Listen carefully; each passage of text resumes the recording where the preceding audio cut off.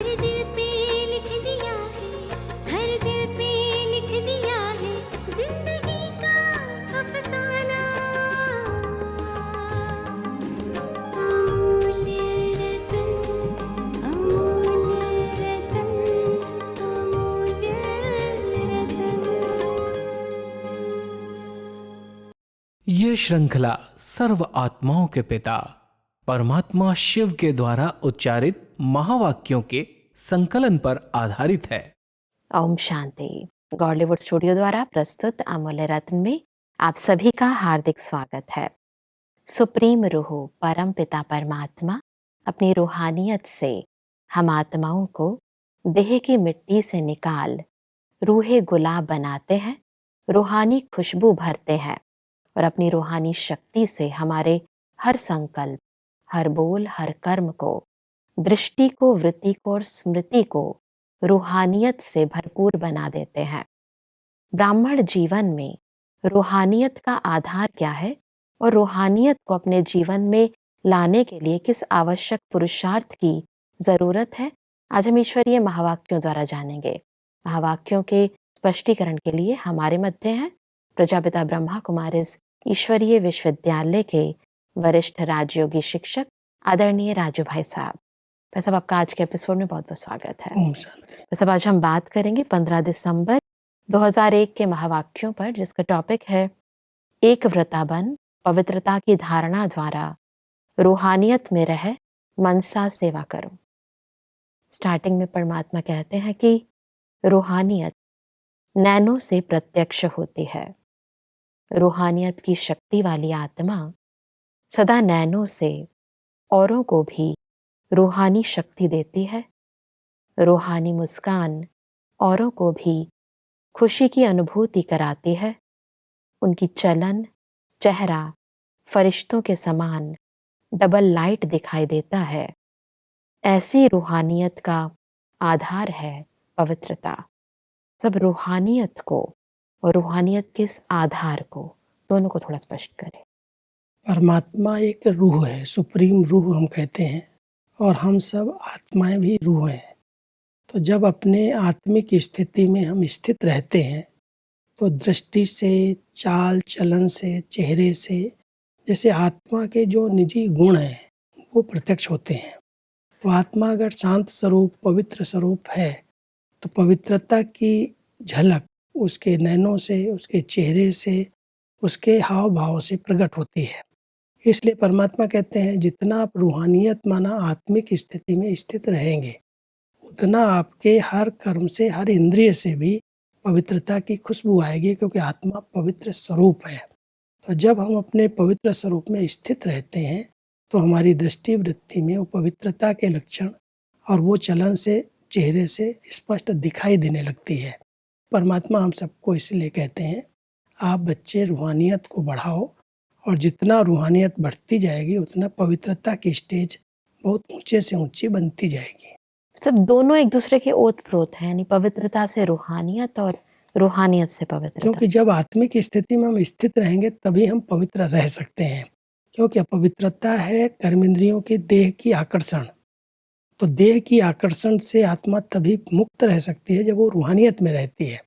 तो जितना रूहानियत बढ़ती जाएगी, जितना आत्मिक स्थिति का अच्छा अभ्यास होगा, उतना वो पवित्रता की संपूर्ण स्टेज को प्राप्त कर सकती है। जी, परमात्मा इसलिए कहते हैं कि जितनी जितनी मन, वाणी, कर्म में पवित्रता होगी उतना ही रूहानियत दिखाई देगी।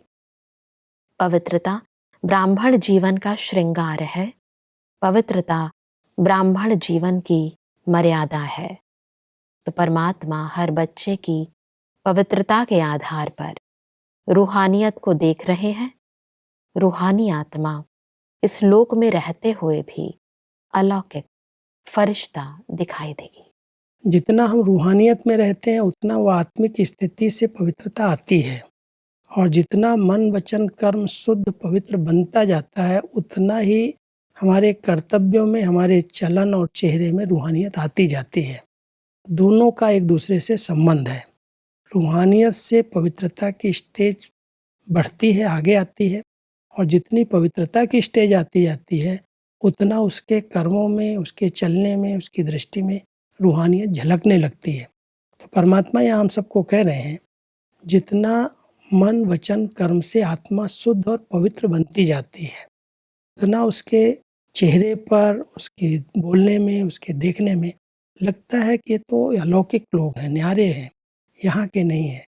तो रूहानियत प्रकट हो जाती है।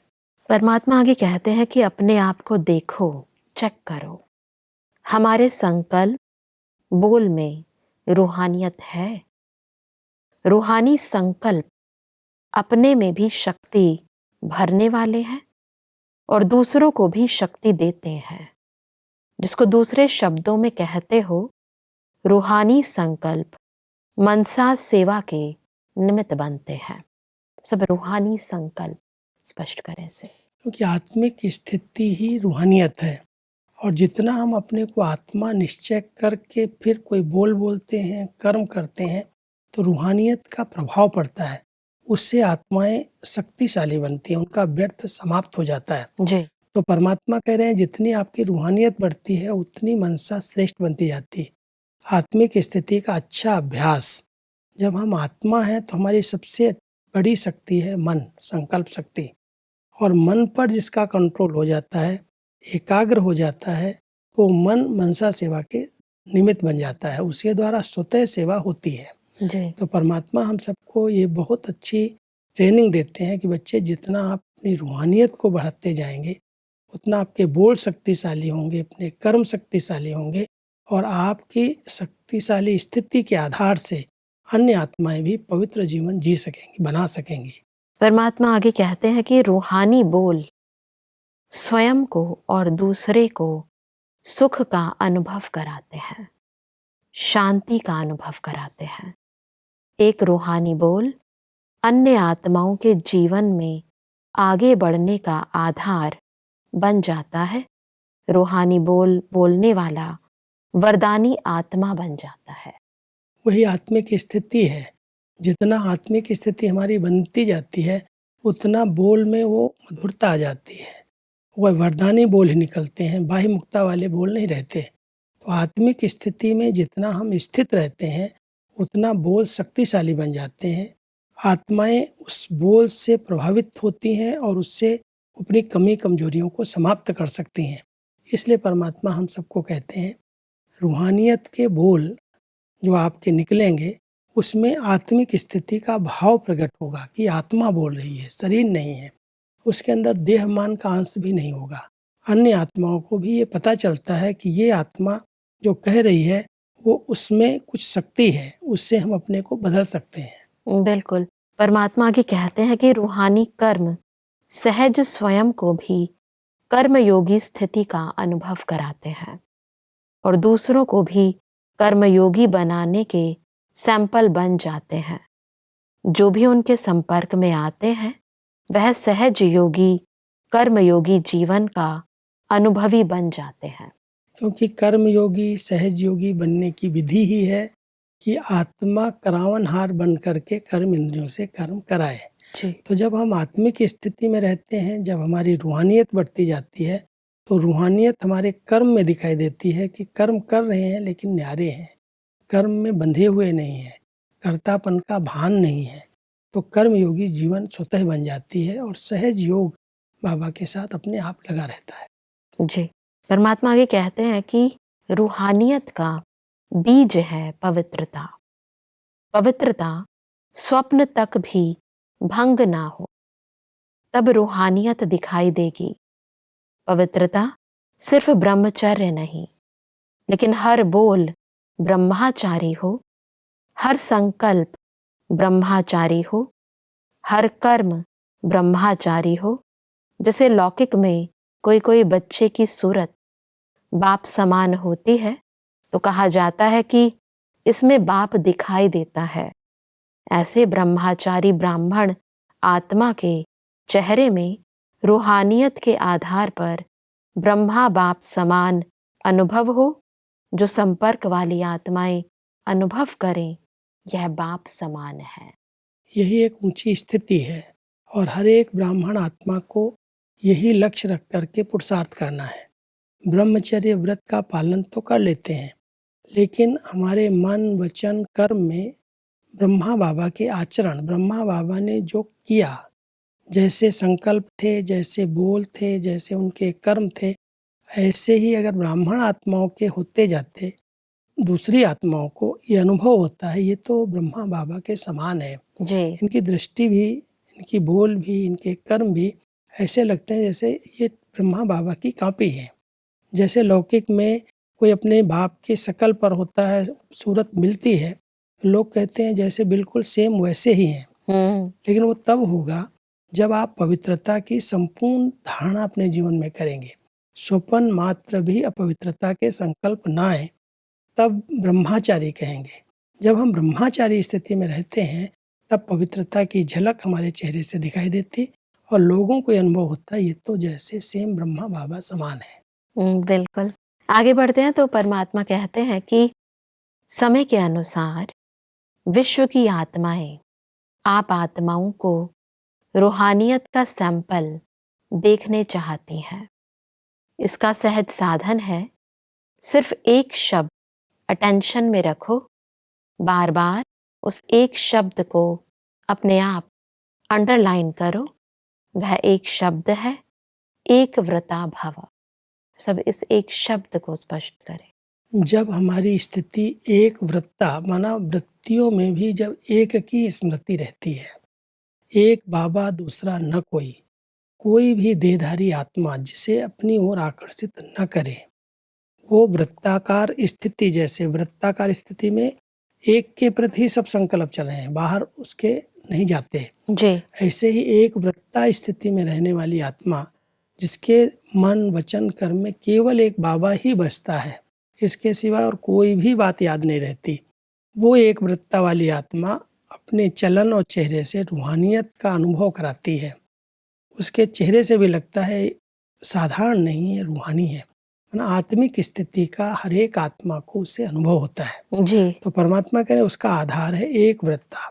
वृत्ति में भी केवल एक बाबा ही है और कोई नहीं है, कोई दूसरी आत्मा का प्रभाव जिसके ऊपर नहीं है। सदा बुद्धि में, मन में केवल एक बाबा ही बसा हुआ है, तो समझो एक वृत्ता है, और एक वृत्ता है तो उससे रूहानियत की झलक दिखाई देगी। परमात्मा की कहते हैं कि एक व्रता बनने से एक मत पर चलना बहुत सहज हो जाता है। जब है ही एक व्रता, तो एक की मत से एक मति सदगति सहज हो जाती है, एक रस स्थिति स्वतः ही बन जाती है। सब एक व्रता बनने से हमें बहुत सारी प्राप्तियां होती हैं, हमारी स्थिति अचल अडोल बन जाती है। इस पूरे प्रोसेस को थोड़ा स्पष्ट करें कि कैसे एक व्रता से हमें ये सारी उपलब्धियां होती हैं। सभी ब्राह्मण आत्माएं एक की स्मृति में सदा रहती हैं जी। तो नेचुरल है उनकी जो मत है वो एक मत हो जाएगी, क्योंकि जो बाबा ने कहा वो हमें भी करना है, जो बाबा ने कहा वो आपको भी करना है। जी। जब हमारे कर्म, हमारे बोल, हमारे संकल्प एक की श्रीमत के प्रमाण चलेंगे तो हम सब स्वतः एक मत हो जाएंगे। एक मत होने से सदगति अपने आप हो जाएगी। जी। और दूसरा एक रस स्थिति बन जाएगी, कोई हलचल नहीं होगी। ब्रह्मा बाबा की स्थिति जैसे एक रस है, एक वृत्ता रहने वाली आत्माएं भी उस एक रस अचल अडोल स्थिति में रह सकती हैं। जी। इसलिए एक वृत्ता स्थिति से वातावरण में एक मत दिखाई देगी, सब एक ही हैं, एक को प्रत्यक्ष करने वाले हैं, हर एक की सूरत से एक की ही याद आती है। तो बाबा कहता है एक मति हो जाएगी, एक रस स्थिति हो जाएगी और इससे आपको सदगति भी प्राप्त हो जाएगी। बिल्कुल। परमात्मा की कहते हैं कि हिसाब में भी आदि हिसाब एक से शुरू होता है। एक बिंदी और एक शब्द, एक अंक लगाते जाओ, एक बिंदी लगाते जाओ तो कितना बढ़ता जाएगा। तो और कुछ भी याद नहीं आवे, एक शब्द तो याद रहेगा ना। समय आत्माएं आप एक व्रता आत्माओं को पुकार रहे हैं, तो समय की पुकार, आत्माओं की पुकार, हे देवात्माएं सुनने नहीं आती। मतलब एक व्रता बनने की इस विधि को स्पष्ट करें। परमात्मा हम सबको एक वृत्ता बनने की एक विधि बताते हैं। जैसे एक के आगे अगर एक बिंदी लगाएं, दो बिंदी लगाएं तो उसकी संख्या बढ़ती जाती है। ऐसे ही जब हम एक की याद में रहते हैं तो एक से दूसरे का तीसरे से संबंध है और वो सब आत्माएं एक की मत पर चलने लगती हैं। हम अगर एक की श्रीमत को फॉलो कर रहे हैं, एक मत को करके रह रहे हैं, एक वृत्ता होकर के चल रहे हैं, जी, तो हमारे साथ अनेक आत्माएं जुड़ती जाएंगी और बिल्कुल। संगठन एक हो जाएगा। इसलिए परमात्मा कह रहे हैं एक वृत्ता स्थिति बनाओ। परमात्मा कहते हैं कि परमात्मा हर बच्चे का अब मर्सीफुल स्वरूप देखने चाहते हैं। अपनी हद की बातें अभी छोड़ दो, मर्सीफुल बनो, मनसा सेवा में लग जाओ, सकाश दो, शांति दो, सहारा दो।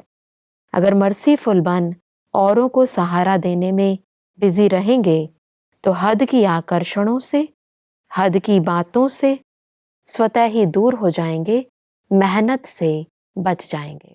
परमात्मा हम सब बच्चों को बहुत अपने समान मर्सीफुल रहम दिल बनाना चाहते हैं। जी, जितना हम मर्सीफुल बनते जाएंगे उतना अनेक आत्माओं को हम शक्ति सकाश देने की सेवा कर सकेंगे। जी, क्योंकि कोई भी सेवा के लिए बहुत शुभ भावनाएं चाहिए। ये मनसा सेवा का आधार है।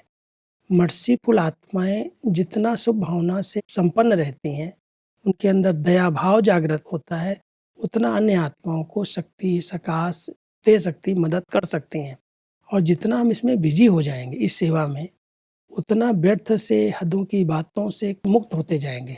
इसलिए परमात्मा कहता है जो हदें हैं, हदों की बातें सामने आती हैं, संस्कार स्वभाव आते हैं, इन सबसे मुक्त होने की विधि है आप बैठकर मनसा सेवा करो। शुभ भावना संपन्न मर्सीफुल स्थिति में स्थित होकर के प्रकृति को, व्यक्तियों को, सबको सकाश दो, सबकी सेवा करो, तो हद की बातें अपने आप समाप्त हो जाएंगी। परमात्मा आगे कहते हैं कि वाणी की सेवा में बहुत समय दिया, समय सफल किया, संदेश दिया, आत्माओं को संबंध संपर्क में लाया, ड्रामानुसार अब तक जो किया वह बहुत अच्छा किया, लेकिन अभी वाणी के साथ मनसा सेवा की ज्यादा आवश्यकता है। और यह मनसा सेवा हर एक नया, पुराना, महारथी, घोड़ेसवार, प्यादा सब कर सकते हैं। इसमें बड़े करेंगे, हम तो छोटे हैं, हम तो बीमार हैं, हम तो साधनों वाले नहीं हैं, कोई भी आधार नहीं चाहिए, यह छोटे छोटे बच्चे भी कर सकते हैं। कोई भी प्रकार का व्यक्ति मनसा सेवा कर सकता है, छोटा बड़ा बूढ़ा सबके लिए सेवा है। वाचा सेवा के लिए तो साधन चाहिए, व्यक्ति चाहिए, लेकिन ये मनसा सेवा इतनी सूक्ष्म सेवा है जो एक स्थान पर बैठा है, अपने काम भी कर रहा है, लेकिन शुभ भावनाओं के संकल्प चारों तरफ फैल रहे हैं। परमात्मा की याद में अगर वो स्थित है, उनके प्यार में समाया हुआ है, तो उसके शुद्ध पवित्र वाइब्रेशन इस वायुमंडल का परिवर्तन कर रहे हैं। जी, इसलिए परमात्मा कहता है कोई भी मेरा बच्चा मनसा सेवा तो कर सकता है। अभी तक वाचा के सेवा द्वारा कई आत्माओं को संदेश दिया, बहुत अच्छी रिजल्ट रही है, इतना विस्तार वाचा सेवा से किया है। लेकिन अब समय अनुसार हर एक को वाचा सेवा के साथ साथ मनसा सेवा का बहुत अच्छा अभ्यास करना है और बिल्कुल। उसके लिए मन बहुत शुभ भावनाओं से, श्रेष्ठ संकल्पों से संपन्न चाहिए। कर हर एक सकता है, लेकिन अटेंशन ये रखना होगा कि हमारे संकल्पों की क्वालिटी बहुत श्रेष्ठ और अच्छे से अच्छी हो। अगर संकल्पों में व्यर्थ मिक्स है, संकल्प कहीं उलझे हुए हैं, क्या क्यों के प्रश्नों में हम अधिक समय दे रहे हैं, तो मनसा सेवा भी सहज नहीं है। परमात्मा कहता है कर सभी सकते हो, लेकिन विधि यथार्थ होनी चाहिए। परमात्मा के कहते हैं कि अभी वाचा और मनसा सेवा का बैलेंस रखो। मनसा सेवा से आप करने वालों का भी बहुत फायदा है। क्यों? जिस आत्मा को मनसा सेवा अर्थात संकल्प द्वारा शक्ति देंगे, सकाश देंगे, वह आत्मा आपको दुआ देगी और आपके खाते में स्व का पुरुषार्थ तो है ही, लेकिन दुआओं का खाता भी जमा हो जाएगा। यही एक अच्छी विधि है। जी, अगर हम किसी के प्रति शुभ भावना रखते हैं, अच्छे संकल्पों से हम उसको सहयोग देते हैं, तो उसकी जो दुआएं निकलती हैं उसके अंदर से या था कोई बहुत अच्छे हमारे शुभ चिंतक हैं, कहीं से बहुत अच्छे वाइब्रेशन आ रहे हैं, तो जिधर से आ रहे हैं उसके प्रति उसका स्नेह मर्ज होता है। इस आत्मा की बड़ी अच्छी मेरे प्रति भावनाएं हैं, बहुत अच्छे इसके संकल्प, इसके वाइब्रेशन हैं, तो नेचुरल है, ये अंदर से उसकी दुआएं निकलती हैं और वो दुआएं जिसने मनसा सेवा की उसके पुरुषार्थ को बहुत सहज कर देती हैं। एक तरफ है स्व का पुरुषार्थ, स्व की स्थिति, जी। और दूसरा है दुआओं की मदद। तो दुआओं का खजाना भी उसका भरपूर होता जाता है। बिल्कुल। परमात्मा कहते हैं कि परमात्मा सभी बच्चों को जिम्मेवारी देते हैं कि रोज सारे दिन में कितने घंटे मनसा सेवा यथार्थ रीति से की, उसका हर एक अपने पास चार्ट रखना। ऐसे नहीं कहना हाँ कर ली, यथार्थ रूप से कितने घंटे मनसा सेवा की वह हर एक चार्ट रखना। सब इस चार्ट को रखने की विधि थोड़ा समझाएं। मनसा सेवा के लिए हमें स्पेशल समय भी देना पड़ेगा। जी। ऐसे नहीं हम तो कर ही रहे हैं। अगर बहुत एकांतवासी हम हैं, बाह्य मुक्ता नहीं है, रूहानियत की स्थिति में हम स्थित रहते हैं, तो जितनी हमारी श्रेष्ठ स्थिति बनती जाती है उतनी मनसा शक्तिशाली बनती है। और शक्तिशाली मनसा द्वारा शुद्ध अच्छे पवित्र वाइब्रेशन फैलते हैं। जी। तो इसके लिए कुछ समय हमें एकांतवास करना चाहिए। दूसरा, मन बुद्धि की एकाग्रता का अभ्यास चाहिए। तो अगर हम आधा घंटा, 1 घंटा, 2 घंटा एक रस स्थिति में स्थित होकर के बैठते हैं, हमें कहीं जाने की जरूरत नहीं है, कहीं संकल्पों को ले जाने की भी जरूरत नहीं है। सिर्फ हम एक स्वच्छ पवित्र दर्पण बन करके बैठे, मन और बुद्धि में किसी भी प्रकार की हलचल न हो। जितना मन बुद्धि स्वच्छ साफ है उतना बाबा की शक्तियाँ, पवित्रता की, शांति की, शक्ति की किरणें, जो भी परमात्मा सर्वशक्तिवान की शक्तियाँ हैं, वो मेरे पर आएंगी और वही रिफ्लेक्ट होकर के चारों तरफ जाएंगे। आवश्यकता ये है, न इसमें कर्म संन्यास है, न कोई आयु का अंतर है। हम कभी भी कहीं पर भी रहते अपने मन और बुद्धि को साफ और स्वच्छ रखें, बिल्कुल क्लीन। बाबा के साथ कनेक्शन जुड़ा हुआ है और कनेक्शन से जो करंट आ रही है वही करंट चारों तरफ फैल जाएगी। ये है मनसा सेवा, यथार्थ विधि है। अब परमात्मा कहते हैं इसका चार्ट रखो, 1 घंटा, 2 घंटा, कितना समय आप एकाग्र होकर के, स्थिर होकर के एक की तरफ अटेंशन रखते हो। चलते फिरते भी अगर एक की लगन में हम मगन हैं, अच्छे विचारों में रमण कर रहे हैं और बाबा से बुद्धि जुड़ी हुई है, तो वो जो शक्तियाँ आती है, मनसा सेवा कोई आत्मा नहीं कर सकती। मनसा सेवा के लिए परमात्म शक्ति चाहिए। हमारी शुभ भावनाएं हैं, पवित्र विचार हैं, लेकिन जब तक पावरफुल शक्ति करंट के रूप में मेरे पास नहीं आएगी तब तक वो रिफ्लेक्ट नहीं करेगी।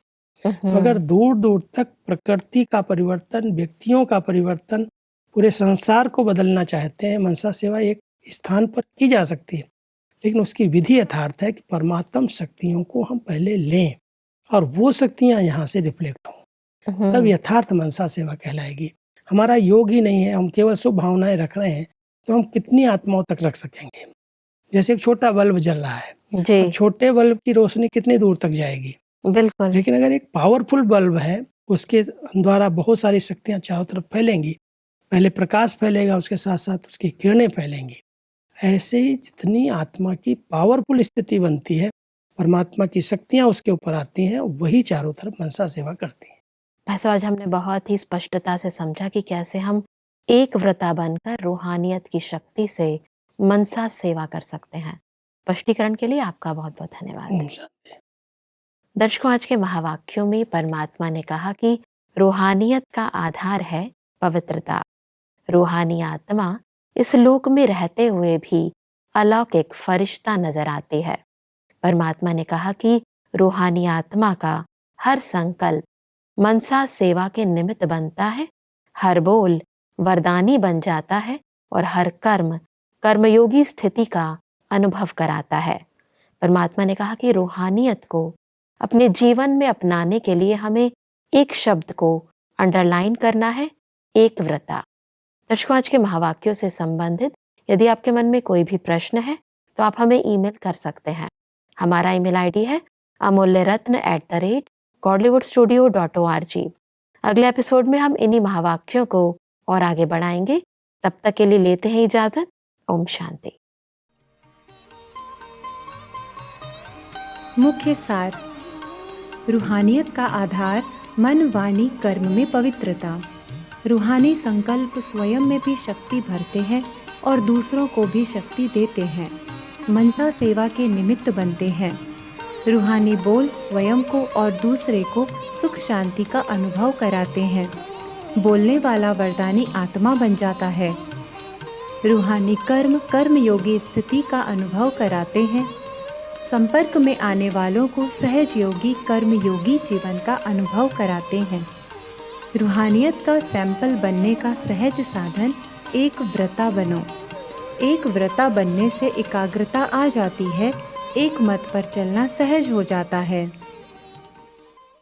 अधिक जानकारी के लिए संपर्क करें अमूल्य रतन गॉडलीवुड स्टूडियो, मनमोहिनी वन, Shantivan post, Abu road 307510, district Sirohi, Rajasthan. Email ID है amulyaratn@godlywoodstudio.org। इस श्रृंखला को प्रजापिता ब्रह्मा कुमारीज ईश्वरीय विश्वविद्यालय के सेवा केंद्रों पर क्लास में नियमित रूप से चलाने के लिए गॉडलीवुड स्टूडियो से संपर्क करें।